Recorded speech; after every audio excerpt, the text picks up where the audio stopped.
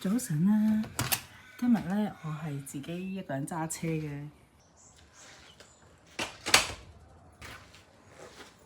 因為咧我老公所有老爺奶奶咧認得點樣由屋企行去灘嗰度，咁所以今朝早咧佢哋就一齊行去灘嗰度食早餐，咁我咧就會揸車去灘嗰度會合佢哋食早餐嘅。咁今次係我第一次自己一個人揸車，所以而家我哋就出發。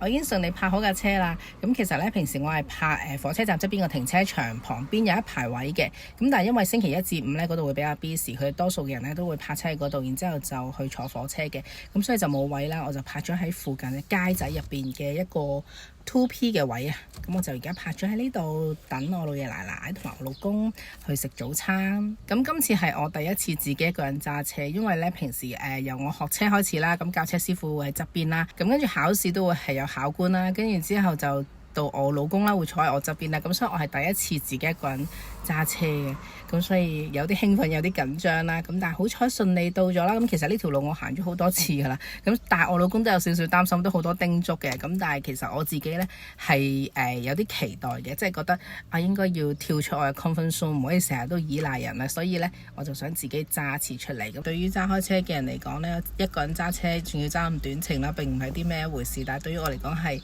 我嘅一小步。雖然咧啱啱泊呢個位嘅時候咧，唔係話一下就入到好靚啦，但係好大都叫做喺個框裏邊，咁我都心滿意足，順利。